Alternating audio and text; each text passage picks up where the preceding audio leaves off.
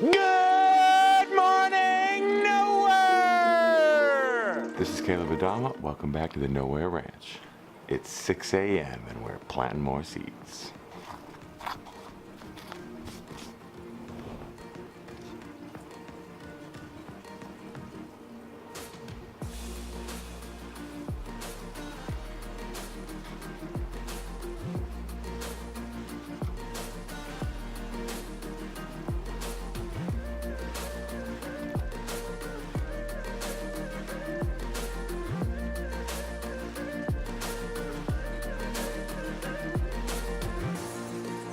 Moving on to number 3, what size container to use? This is pretty rudimentary, or elementary, or allegorical. You know what? This is pretty simple.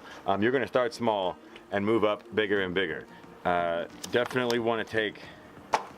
You want to start with the smallest size possible. So like 1.5 by 1.5. They're like 9 by 9 per 9. They're like 9 by 9s, not inches, but they have 9 individual ones. I'll show you examples of this stuff, right? You got 6 by 6s are really what I like to use. They're easier to mess with. The 9 by 9s, when they're too small. You end up breaking them or you screw up the root ball. The 6 by 6s is just more to work with, and they're hardier, it's easier. And you can get 48 in a tray. Right, okay. So you're gonna start with the small ones and you're gonna wait until the roots completely take over. So basically when you pull that out, and put it into the next size up, which is going to be a 4x4, 4 inches by 4 inches by 4 inch cubes. When you pull it up and plant those, you really want it to be, like entirely root. The root has just taken over the soil, and it's like a root ball, like soil doesn't fall off, like maybe a little off the top because the roots are underneath, but the roots down below, and you can pull them up, you can pick them up and look underneath, and you'll see roots, like white roots coming through the holes in the bottom of your little plastic pots. Like you'll be able to tell. Pinch it a little bit very gently, and you can see down in there, and you can tell that it's mostly roots. And what you want to wait for is when it's just perfectly root bound, like when it couldn't take up any more space, then like wait an hour and plant them. Morning and night. Don't transplant in the middle of the day. It's the most traumatic experience in the plant's life. It may be obvious, but the smaller you start with, the better. The more opportunities to allow it to get root bound and go and then you put in something bigger and it's able to, the better. So you start small. Start little, 6 by 6s up to the 4 by 4 cubes, which are actually 4 inches. And once that's ready to go, then up to a half-gallon pot. Now, you can pretty much leave it in this half-gallon pot the entire time until it's ready to go into the ground or into your greenhouse. If you're planting for light depth, they don't have to be that big. You can take the 4 inch by 4 inch cubes and put them directly into the ground every 20 inches in a cube.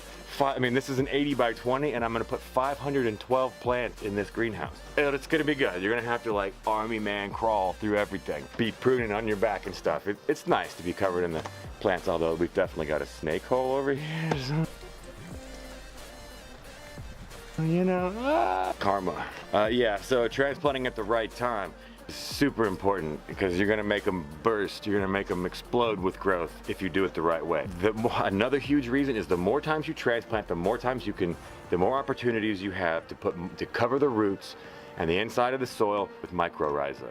That stuff is beneficial bacteria. Literally use it on everything, every transplant, every time. If you want to go up to a 1 gallon, you got to make sure you're doing it extra early so they have time to get root bound in that 1 gallon before it goes into the ground. You don't want to transplant when it's not ready to transplant. You gotta minimize the amount of times you screw up. Transplanting is the most traumatic experience in this plant's life, aside from being cut as a clone, if they're clones. So you've got to be gentle. Early morning, late at night, you know, just when it's cool outside. Don't let the roots get in contact with direct sunlight. All right, number 4, planting your seed. You got your empty trays for your seeds. You're gonna fill it with soil, and then you're gonna water it in. And you kind of want to do this several hours before you plant your seed.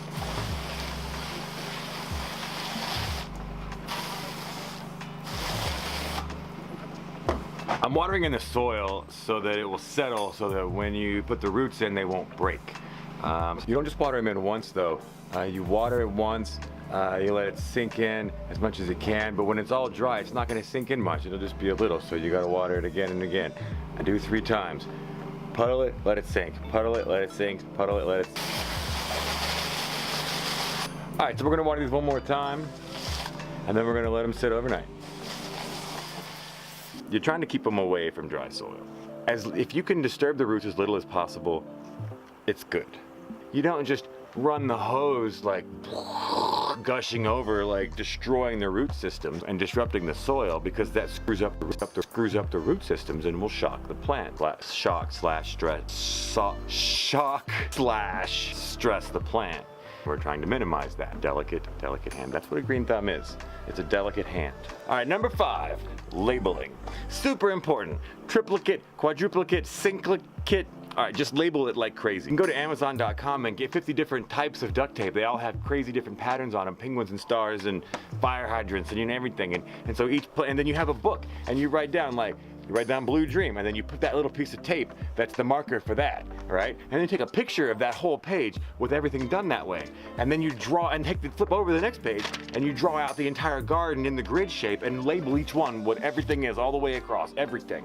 So that you know specifically what's in every hole, and then you take a picture of that and make sure it backs up to Google. You want to tag in the plant, you want to label on the tray, you want it all written down, you want the tray to have a number. Geek out on labeling, and then thank me in the comments. Let me know what your seed start process is.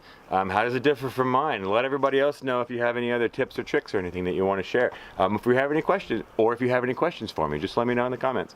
I'll reply super quick. Because I have 8 subscribers, and I love all of you.